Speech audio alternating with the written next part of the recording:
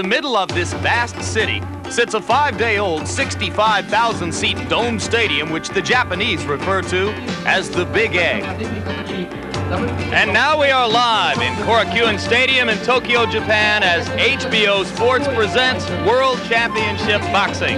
Undisputed heavyweight champion Mike Tyson defends his crown against former champion Tony Tubbs in a bout scheduled for 12 rounds. This first major international event in this new stadium follows in a series of appearances which have and will be made here by Western superstars. Both Madonna and Michael Jackson recently began world tours in Tokyo. Mick Jagger will be in here tomorrow night. Today, and we should point out that it is noon Monday here, the Japanese spotlight falls on the heavyweight boxing champion of the world. Hello, I'm Jim Lampley, and I will be commenting on this boxing match along with HBO's two boxing experts, Ray Leonard and Larry Merchant. Ray, let's talk first about the growing stardom and celebrity of Mike Tyson. How do you see it affecting him at age 21? Well, Jim, I think it depends on the personalities. For me, I enjoy the adulations and the accolades from the fans and supporters. But the way I perceive Mike Tyson, he's a guy that doesn't particularly care for the attention. It won't get to him because he's a young man, very determined young man, that is able to shut the world out, because when he fights, he's always on a mission. Indeed, he told a press conference and us here a few days ago that wherever he fights is his home. He is here only to do a job. And Larry Merchant, precisely how difficult is Tony Tubbs likely to make that job for him? Jim, I'd like to say that he has a slim chance of winning, but that would be anatomically inaccurate. It's a fat chance that he might win. But let's keep in mind that the Japanese promoters handpicked him as the opponent because they felt, of all the contenders out there, that he had the best chance to extend the fight with the champion. And they don't want to be embarrassed as they were 15 years ago when George Foreman ended it in 2 minutes. Tony Tubbs indeed does have boxing skills. His problem is that at age 30, his attitude is much like it was at age 13 when he was wandering around the neighborhood in Cincinnati with gloves slung over his shoulder, challenging guys. You fight him for $5 or $10. They look at this pudgy kid and say, sure. And then he'd whip their butt. But I don't think that that will work against Mike Tyson.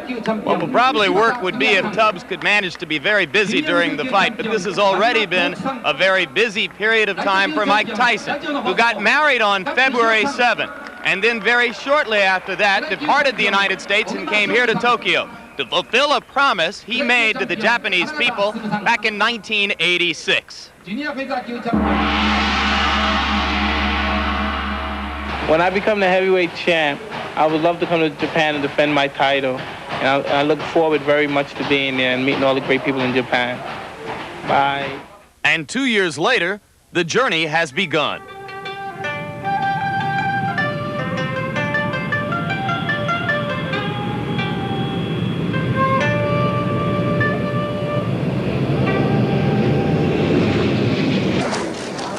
Not since George Foreman KO'd Joe Roman in 1973 has a World Heavyweight Championship fight taken place in Tokyo.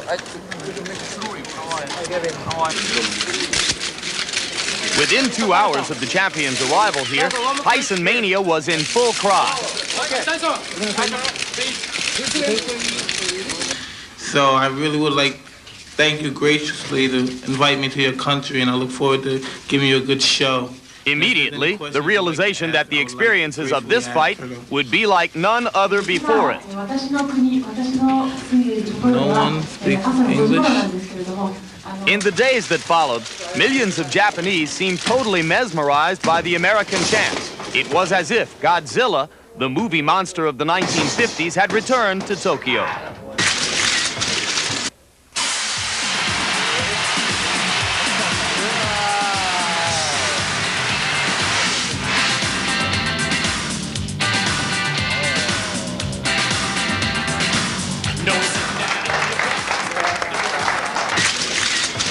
世界ヘビー級チャンピオンマイク・タイソンの来日3日目の様子をご覧いただきましょう。ごめんなさい。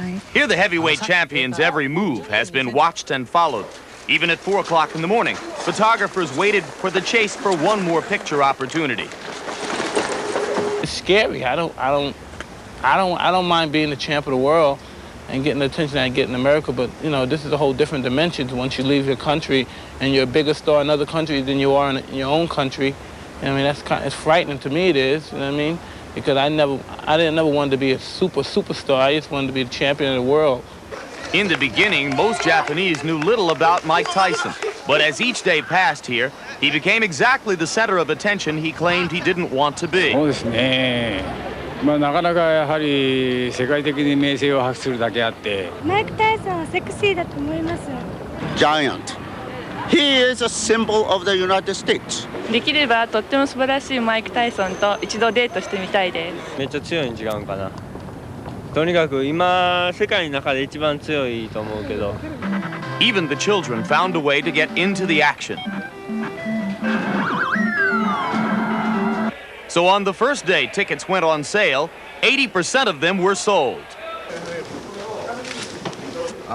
想像した以上にすごかった。 Whether an autograph, a photograph, or just a brief touch, everyone wanted a piece of the champion destroyer from the West. I don't feel bad. I feel like I left Earth and went to another planet. I never experienced anything like that before in my life. Around a bunch of people just floundered around me, and I was so excited to just be around me. It was an experience I don't know if I will experience again. I feel everyone should know who the world champion is. And in my mind, before I ever traveled to another country to fight in a world championship contest, I thought, yeah, everyone should know the champion of the world. But God, man, I would have took second thoughts if I knew it would have been like this. And this was just the beginning. The new bride's arrival only added more fuel to what was already the hottest story in town. But the biggest story was the day Mike Tyson met one of Japan's greatest sumo wrestlers, Konishiki. Outweighed by 300 pounds, Tyson was hardly the heavyweight in this ring.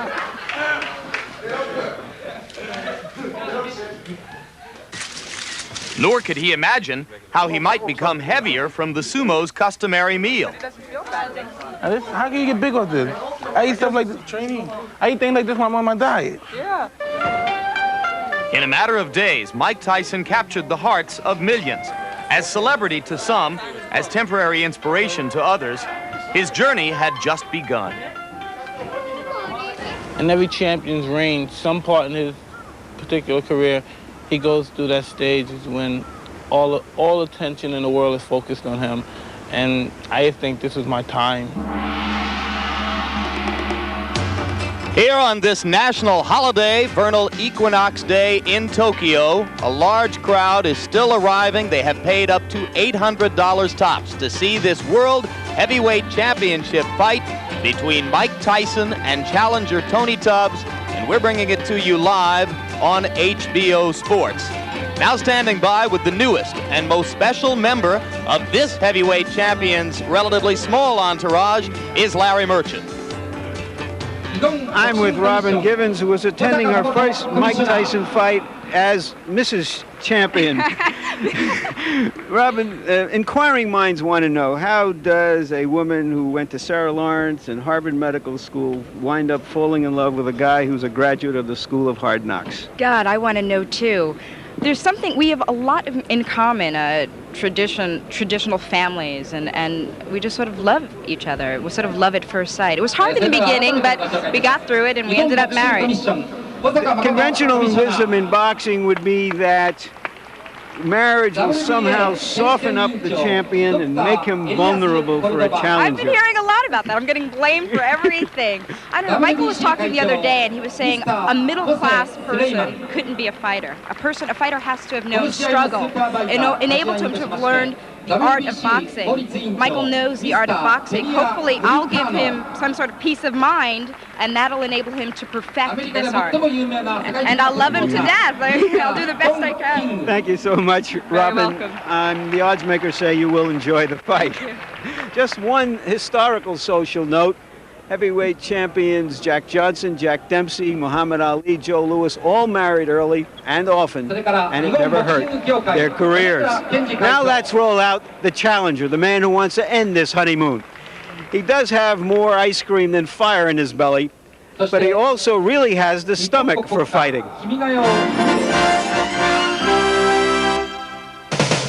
In America, a well-conditioned body is one of the most eagerly sought aesthetic ideals of the 1980s. Everywhere we look, we are reminded of it. Experts tell us how to lose weight, how to tone up, how to exercise, what to eat. Most of us suspect we're only a book away from looking marvelous. Sports television channels jump on the exercise bandwagon with numerous aerobics programs. Still, there are a few who contend that bigger is still better.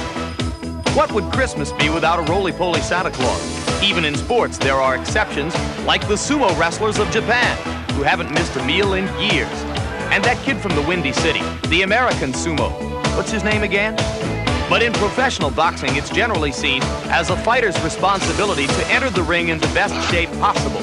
Not being in shape has been a criticism that has haunted one Tony TNT Tubbs throughout his career. Back in 1985, Tubbs won the WBA heavyweight title with a decision over Greg Page. But for reasons which remain obscure, Tubbs neglected to take advantage of his golden opportunity, gaining 15 pounds while supposedly training for his first title defense against Tim Witherspoon. Tubbs claimed the weight gain was the product of injuries and problems with promoter Don King. Regardless of its origin, when Tubbs stepped into the ring that evening, many believe he cheated boxing fans and cheated himself as well. Basically, I never really been in top condition for any fight. 244 was overweight, but that occurred with injuries. My problem now is that I don't want to come in the ring because people want me to come in the ring at 220, or 215. I got to come in the ring because I feel good about my weight, and I feel good to what at 28, 30, I'm strong and I'm fast. Mike Tyson got to deal with that. Tony Tubbs concentrates more on his training now. He wants to avoid the mistake of again failing to realize just how much is at stake in this business. If fighters aren't motivated to get into shape by pride, the rest of us would like to believe they should be motivated by the chance to make millions. 7 years ago, when Tubbs turned professional, he weighed in at 212 pounds. But by his 15th fight, he was already up to 224. And 4 fights later, he tipped the scales at 239. 1 more win, 4 more pounds. Then for his next 2 fights, he got himself into the best shape of his career. Against Bone Crusher Smith, he weighed in at 228.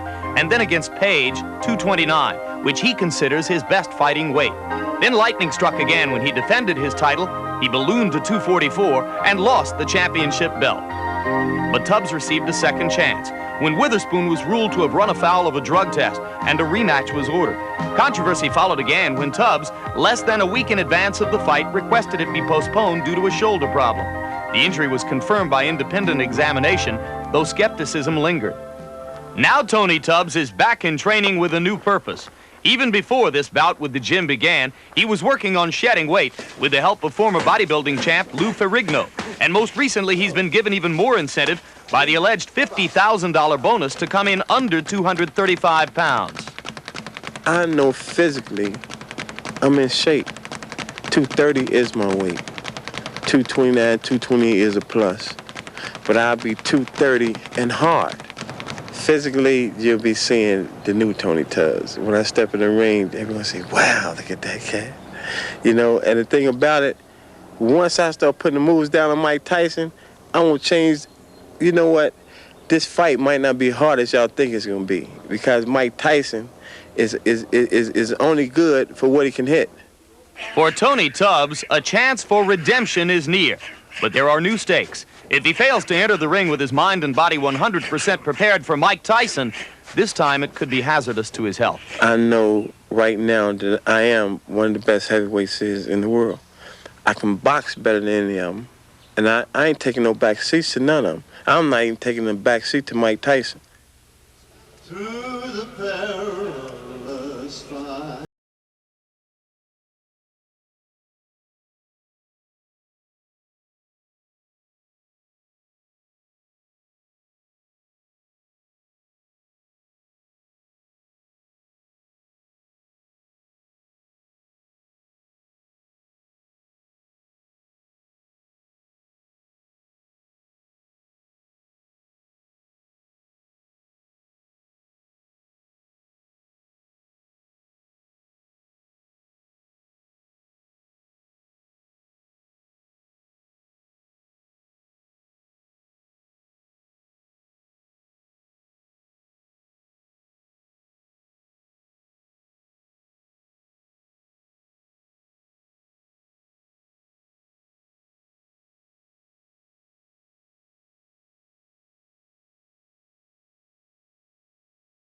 Williams.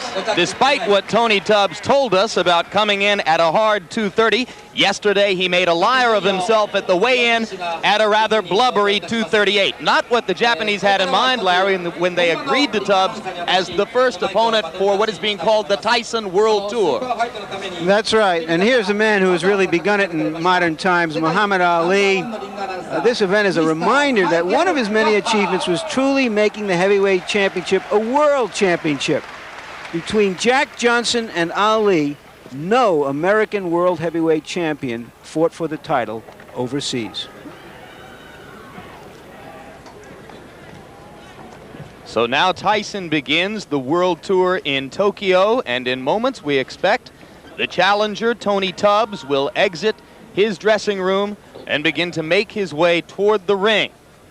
He weighed 228 and 229 in his title fights against Page and Witherspoon, 238 1/4 yesterday. Very quickly now, Ray Leonard's inside tips on what each fighter must do to win the fight. It's no big secret, Jim, that Tony Tubbs would definitely have to jab and move in order to keep Tyson off balance. I think weight becomes a factor here because it somewhat stabilizes him, because the excess weight, he becomes a stationary target.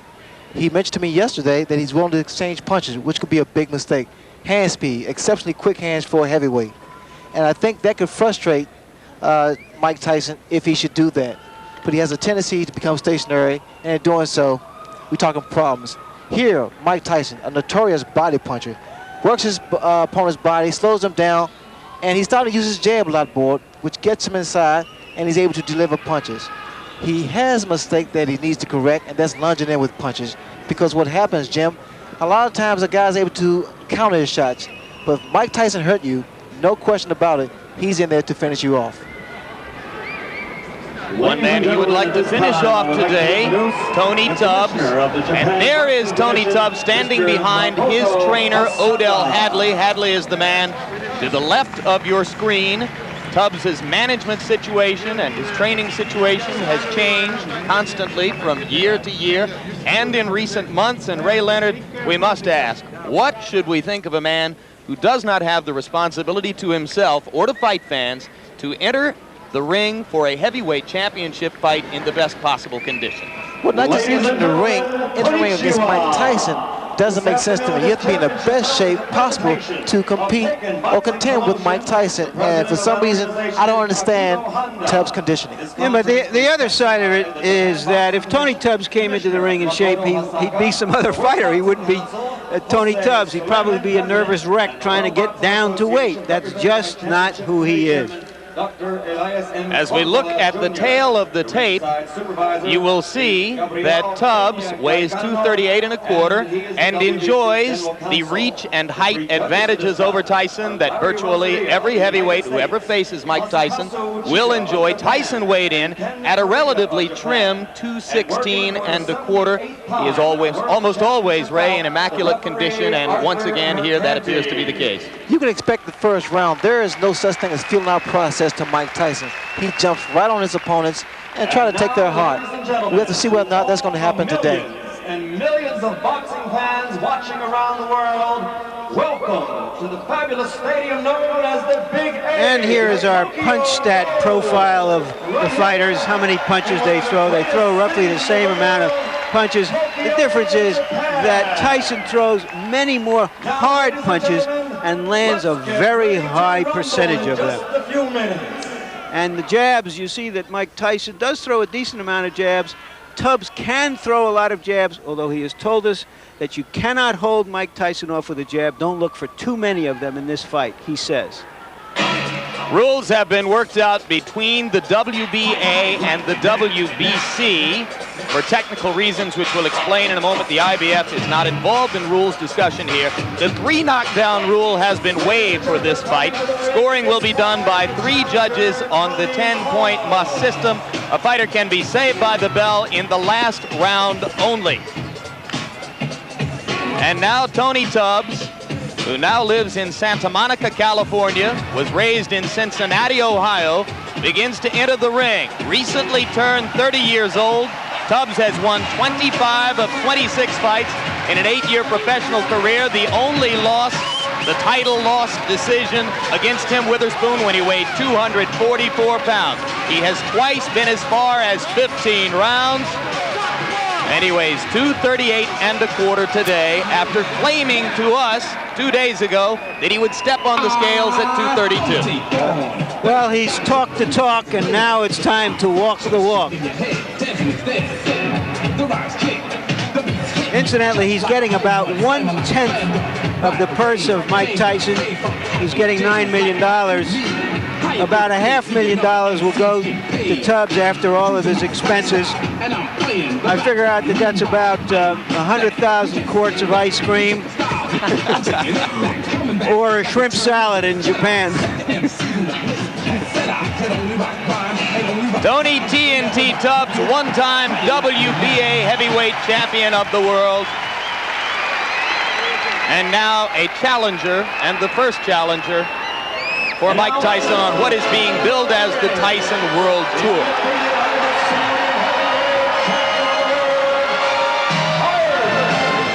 There is a syndrome evolving here in Japan, which is described by a new term in the Japanese language. It is called gaitare. It refers to foreign celebrities who are brought here by the overwhelming economic power of the yen currency as opposed to other world currencies. Now joining Madonna, Michael Jackson, and Mick Jagger as gaitare is Mike Tyson. And the interesting thing here is we were led to believe that the Japanese fans would view this more as a show, and that they sit on their hands a lot. But they are truly as excited as people led us to believe they were underneath their impassive masks. Of course, if you have seen Tyson before, you are aware of what is called the gladiator look. No robe, no towels, no socks, just the black trunks, the boots, and the 10-ounce Everlast gloves. Mike Tyson is 21 and a half years old, unbeaten in 33 fights with 29 knockouts. He went 12 rounds to a decision twice. This is his 6th title defense as heavyweight champ, the 3rd defense as holder of the championship in the eyes of all 3 governing bodies.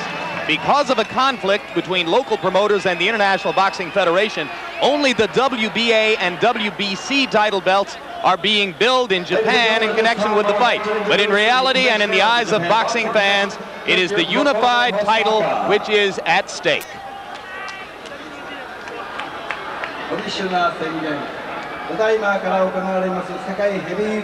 And right now, let's go up to our ring announcer, Michael Buffer, whom the Japanese promoters have flown over from Philadelphia in the United States. Michael Buffer will deliver the pre-fight introductions.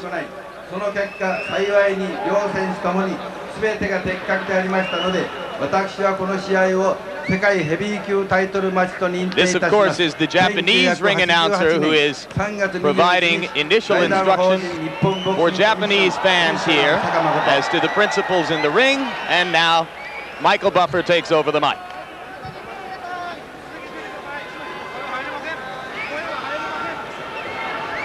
And now, ladies and gentlemen, konnichiwa. Good afternoon. This championship bout is a presentation of Taking Boxing Promotions, President Akiko Honda. It is sanctioned by the Japan Boxing Commission, Commissioner Makoto Hosaka, and the World Boxing Council, President Jose Suleiman. The World Boxing Association is represented by Championship Committee Chairman Dr. Elias M. Cordova Jr. The ringside supervisor is Gabriel Peña Garicano. He's the WBC General Counsel. The 3 judges are Larry Rosadilla of the United States, Masakutsu Uchida of Japan, and Ken Morita of Japan. And working for the 78th time in a world title bout is the referee Arthur Mercanti of the United States. And now, ladies and gentlemen, to all the millions and millions of boxing fans watching around the world, welcome to the Tokyo Dome, the Big Egg, right here in one of the greatest cities in the world, Tokyo, Japan. I would like to introduce in the ring at this time, a man known as one of the premier promoters in the world of boxing, Mr. Don King. And now, ladies and gentlemen, let's get ready to rumble. 12 rounds for the heavyweight championship of the world. Introducing first, fighting out of the blue corner. He's wearing his boxing trunks and weighing 238 1/4 pounds with a professional record of 24 victories, 15 by knockout, and only 1 defeat. From Cincinnati, Ohio, he is the second-ranked heavyweight in the world and a former heavyweight champion. Ladies and gentlemen, the challenger, Tony TNT Thorne.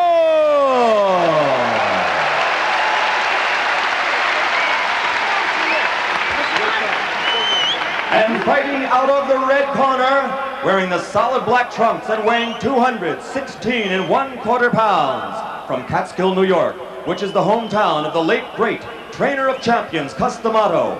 He brings a professional record of 33 victories without a loss, 29 KOs, including 25 KOs in 5 rounds or less, and 15 in the first round alone.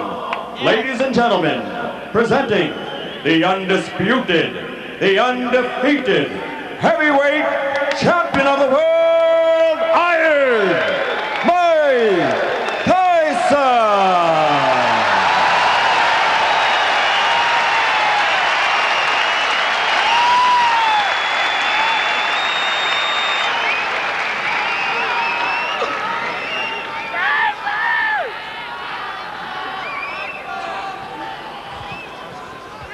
Mike and Tony, you both received instructions earlier in the day, and therefore you know the rules. I wish you both an awful lot of luck now. Return to your corners to await the starting bell. Good luck. That's Arthur McCanty doing his 6th heavyweight championship fight, his 78th world championship fight. Tubbs says he knows how to fight. The champion, everyone says it. It's a little bit more difficult to pull it off. Let's see if he really wants to rumble as he says he does. I see Mike Tyson eyeing the belly, the midsection of Tony Tubbs, so look for him to jump right on him in the first round. Okay, all set? All set. Go. Mercanti says they're all set, and there's the bell for round 1. Tubbs throws the jab, and Tyson responds in kind. Go to your right, baby.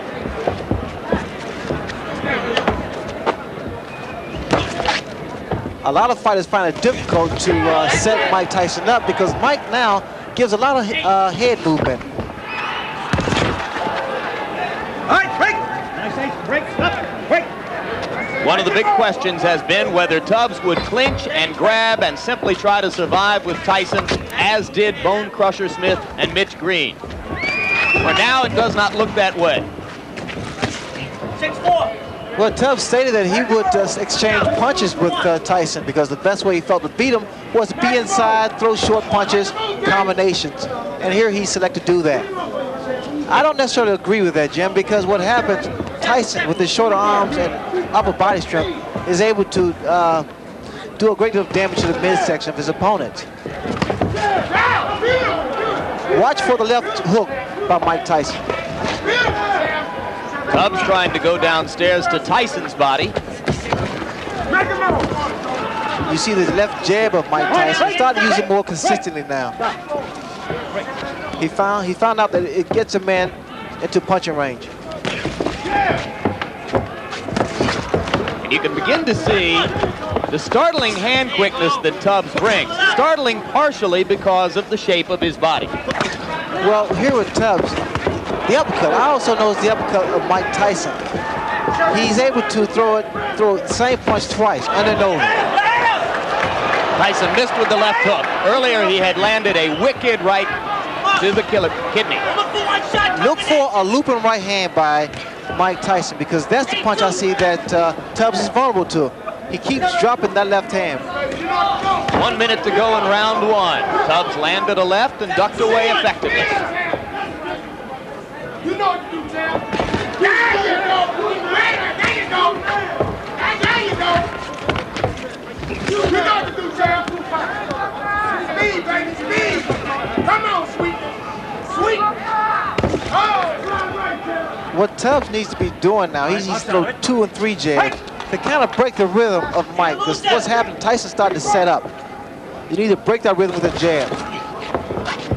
Tubbs throwing the uppercut. A lot of people think he will have to be effective with that punch because Tyson comes in constantly. Well, Tyson also lunged him with an overhand right there, and that's one of the mistakes he makes. 10 seconds to go in round 1.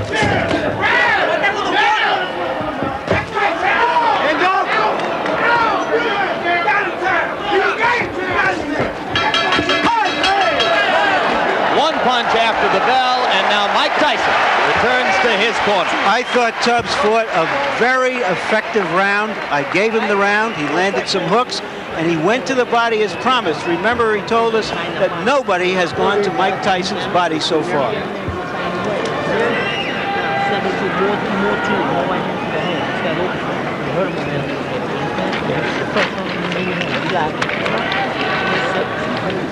The voice is that of trainer Kevin Rooney. Mike. In here, Mike. Oh, you got it? 6 and 1, half dozen the other.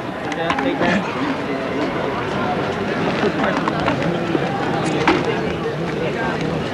Keep moving to it. If I make a move for you, move to the right.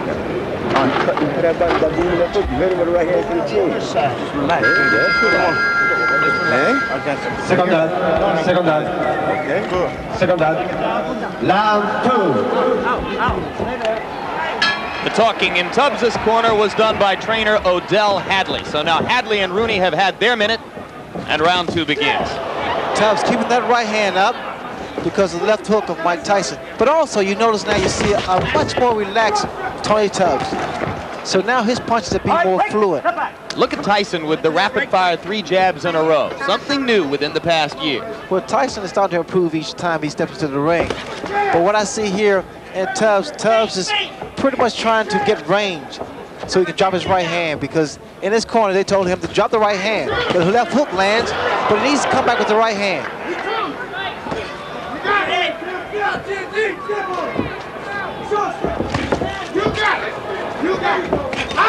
There's the right hand, Jim, I had spoken earlier about. You must give Tyson angles. You can't remain stationary. Hands must stay up and stay out of the corners.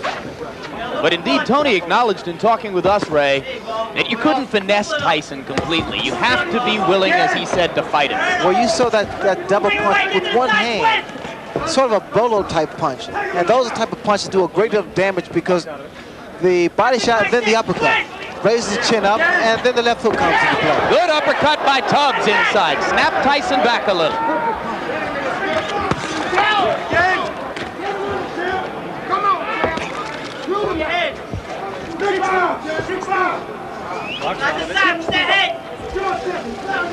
Tubbs has to be very careful. You notice he put both feet together, and that's easy to be knocked down or knocked off balance. He's trying to use his additional weight.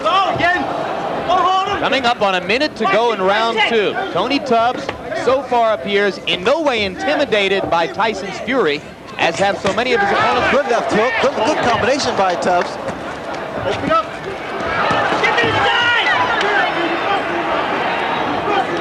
You know, Tubbs just trying to gain respect, and I think he's done that.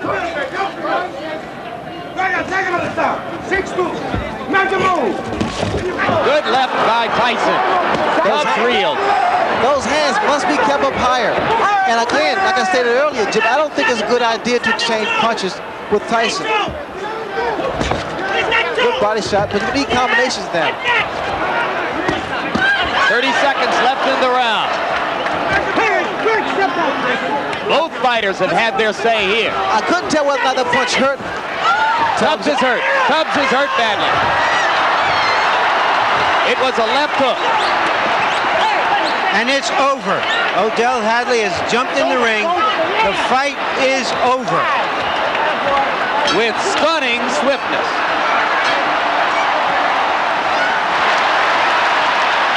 And the fans are enjoying. They're showing their appreciation here.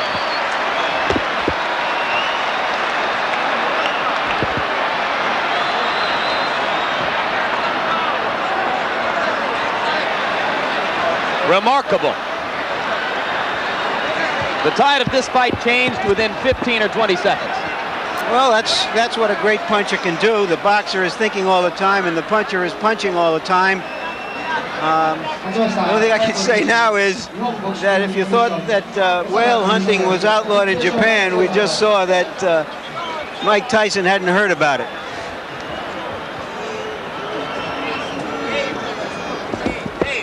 And Ray Leonard, let's take a look back at the left hands which did the damage. Well, Tyson now starting to find his range. That left hook there pretty much spoke for itself. It's self-explanatory because it was a short and powerful left hook that put Tony Tubbs down. And here Mike still showing that he is a good finisher. Tubbs had already been reeling a bit before that point as the result of a short right against the ropes. What was happening actually was that Tyson was wearing down Tubbs because Tubbs tried to stay inside and fight Mike Tyson's fight, which I thought was a mistake. Heavyweight champion, Mr. Mike Tyson. Once again, that's short left hook. And for those that say Mike is not really a one-punch knockouter, I think they need to look at some films again. Mike has enormous strength and great upper body power. Early now in round 2. That was the punch against the ropes that really started things off. I said a right, it was in fact a left right on the forehead. But you can appreciate the power of Mike Tyson because that punch hit him on the temple, and it wasn't really a 6-inch punch, it was shorter than that. So Tony Tubbs becomes the latest in the string of victims. Tyson's 30th knockout in 34 times in the ring. And the Japanese, who were so disappointed 15 years ago by George Foreman's one-round knockout of Joe Roman, got about 2.5 minutes more this time. But Jim, you also have to commend the corner of Tony Tubbs because they was in there for the welfare of his safety because they saw the power of Mike Tyson and they saw that the man was hurt and was indeed down. Interestingly, Ray, one of the things that Tubbs had seemed to demonstrate throughout his 26-fight career up to that point was a pretty good chin. Well, he has a very good durable chin, but again, that's Mike Tyson there. And right now, let's go up to ring announcer Michael Buffer for the official statistics on this one. Ladies and gentlemen, here's the official time. 2 minutes, 54 seconds of the second round. The winner by knockout victory. Now 34 consecutive victories. Still the undefeated, undisputed heavyweight champion of the world, Iron Mike Tyson.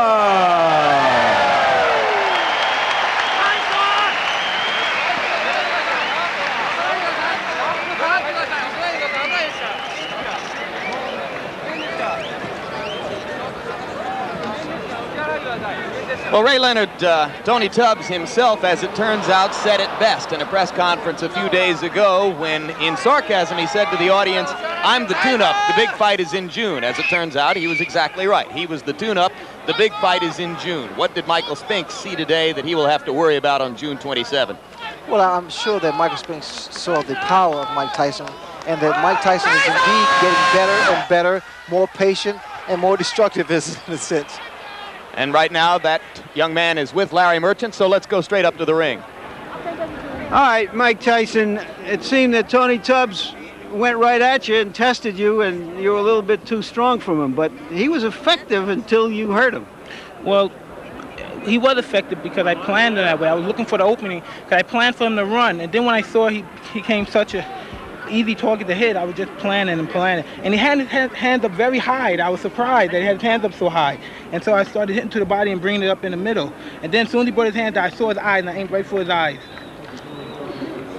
He said that nobody had ever gone to your body before and he wanted to try you there. He did hit you a few blows there. Did he hurt you at all? Not distract at all. You even? Not at all. My mission is to go and destroy and not to let anything get involved. If you get punched, you get hurt. I refuse to be hurt, knocked down, and knocked out. I can't lose. I refuse to lose. What was your response to the audience here, which is kind of quiet compared to the crowds in America? Did you hear anything or not at all? anything? Not at all. I knew there were people scratching me when I was coming through, but I had such an intense tunnel vision. My objective was just to get in there and get my hands on my opponent. When he didn't come out moving and jabbing and doing those kind of things, what was your first thought about that? Well, I said, well, this is going to be a complicated fight. It's going to be a fight. He came to fight. And, you know, and for the last moment, I prepared for him to just come out swinging because Kevin said he's going to come out and try to rough you. Did he at all try to rough you up? Absolutely. I felt the tip of his glove around my eye. I don't know if it was the thumb, but in fighting, you're in a hurt business. You can't complain. And he was there to complain. Is it just a question, do you feel, that no matter what anybody's plan is, that your power will negate any plan? Plan is better. The objective is to win. We don't fight by book technology or anything. We come to fight the authentic way. When you see a man come out and he's obviously that out of shape and heavy, does that lull you in any way in the first round? Not at all, not at all. That was his prerogative to come out the way he did. My job is to finish him off. You see, if he would have went 10 rounds, 6 rounds, 7 rounds, then someone could say something critical towards my performance. But he came out a tough performance. He didn't come like a guy that just came to pick up a payday. He got hit with a solid shot. It looked like it was above the eye, but I tried hitting exactly in the eye. And he took a great shot and he went down. But if he would have lasted 6 or 7 rounds and he was out of shape, then you could criticize me. But he came to fight. And if anybody could criticize that he was out of shape, I did what's supposed to have been done to a person that was out of shape. I got rid of him quick.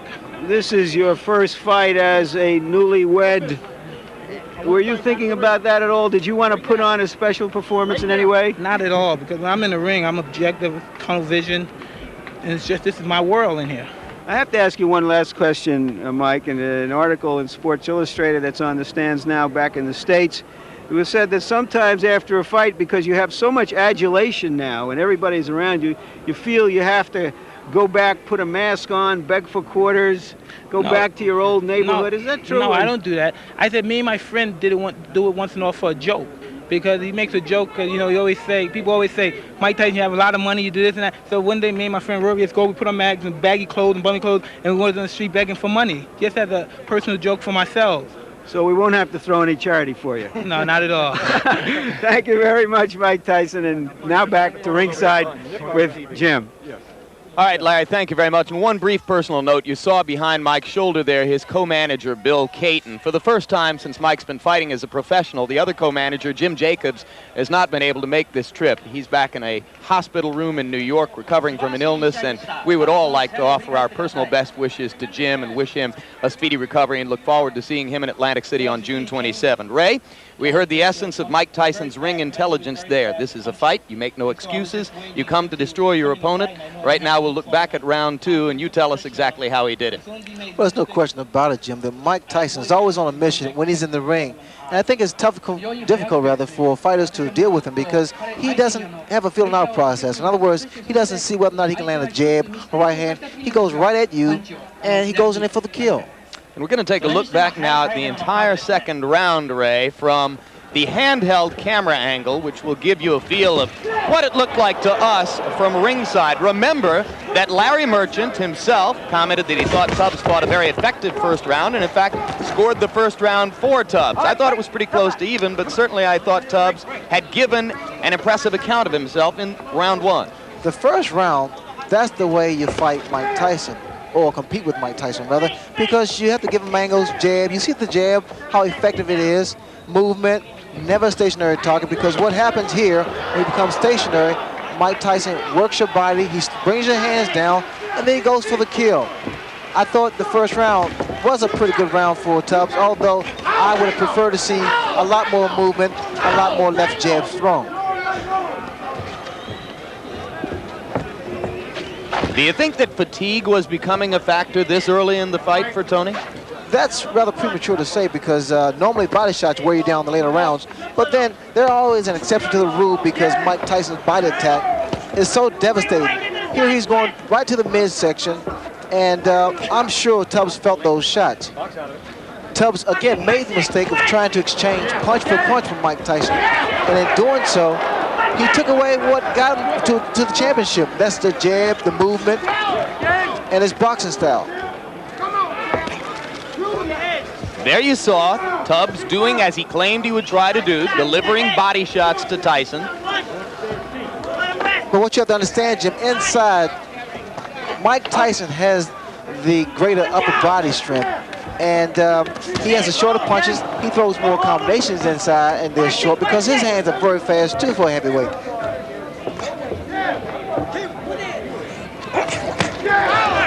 There was a good short left inside by Tubbs. But you also see the power of Mike Tyson because always after Tubbs delivers his combination, Tyson retaliates. And indeed, that's the problem of bringing the strategy that Tony said he would bring. You've got to fight with Mike Tyson, but then you give him a chance to do his thing. Look at the short shots that Mike hits his opponents with. Good short left hooks to the head, right hooks to the head, and then he delivers that crunching body shots. Not a lot of movement from Tubbs, although Tubbs now is trying to get some respect from Mike Tyson. I love that combination there with the same punch, same hand. The right to the body and an uppercut, right uppercut. Here, I see that Tubbs is wobbly. He's ready to go here. So Tubbs winds up as a bug, a fat bug on the windshield of Mike Tyson's career. And indeed, Larry, as time goes on, we are likely to have opportunity after opportunity to continue to place Tyson in historical perspective and into proper perspective in the modern boxing scene. Your thoughts on what you saw him do with Tony Tubbs today? Well, I think it just basically it confirms the fact that while he may not yet be classified as a great heavyweight champion, that he's certainly the most precocious young heavyweight that there ever was in boxing. He's still younger than any other person has ever become the heavyweight champion, and yet he's not yet 22 years old. I imagine he's going to be awfully good for the balance of payments in America as he excuse me, travels around the world, because people around the world do want to see this American phenomenon. And of course, all of that, Larry, presumes that he can get by Michael Spinks on June 27. Did you see anything here which alters your perspective on the Spinks bout? Well, the only thing I've seen here that would affect the Spinks fight would be that Michael Spinks knows, if he ever had any idea of staying inside with this guy, that he's got to just stay away from him and hope to frustrate him and make him a little wild and crazy and tentative. And then jump in as he is wont to do. I have great respect for Michael Spinks as a fighter, but against somebody who is as young and strong and especially as fast with his hands, with his feet, and even with his mind. He adjusts with his mind. Not many 21-year-old fighters can do that. I don't see any hope for Michael Spinks or anybody else out there that we know of at this point. That's a pretty strong statement. Larry has just said that he sees no hope for Michael Spinks, who is an undefeated fighter, who once held a legitimate heavyweight championship of the world in the eyes of one of the three governing bodies, who is still seen by some as a people's champion because he twice defeated Larry Holmes. Where do you stand on the Spinks versus Tyson question at this moment, Ray? Well, I think that Michael Spinks will have to be innovative in order to defeat Mike Tyson. Naturally, watching his performance tonight reassures him that it's not a good idea to stand inside with Mike Tyson. Michael Spinks, his style is so unorthodox, and his movement will pretty much help him out a great deal, because if he selects to stay inside Jim, he's asking for problems, because Michael Spinks is indeed a very intelligent boxer. All right, just to sum up, and with thanks to Ray and Larry, what you have seen today was 21-and-a-half-year-old heavyweight champion Mike Tyson earning about $9 or $10 million for just under 6 minutes worth of work in the ring, the product of the continuing development process, which was begun by a great fight trainer named Cus D'Amato, which continues now under Kevin Rooney, under the management of two men named Bill Caton and Jim Jacobs, and the prospect continues to exist that we will watch this heavyweight champion fight all around the world against all kinds of opponents. Stay tuned immediately following this World Championship Boxing telecast for a special presentation of The Hitchhiker Special Ingredient, followed by A Nightmare on Elm Street 3 Dream Warrior. Those are on the East Coast and in the central regions. Jumpin' Jack Flash on the West Coast and in the mountain areas. All of those shows will be seen in their entirety. Be sure to join us for our next World Championship Boxing telecast when WBA welterweight champion Marlon Starling takes on Mark Breland in a bitter rematch. And WBA lightweight champion Julio Cesar Chavez defends his title against Rodolfo Aguilar. An exciting doubleheader on Saturday, April 16, right here on HBO. So for Larry Merchant and Sugar Ray Leonard, I'm Jim Lampley, saying so long now from Tokyo, Japan. The executive producer of HBO Sports and producer of tonight's telecast is Ross Greenberg. This fight was directed by Mark Payton. The featured producers were Rick Bernstein and Michael J. Whalen. The associate producers were Dave Harmon and Steve Salvatore. The assistant to the producer, Brian McDonald. The production manager, Russell Gibbe. And the technical supervisor, George Wenzel.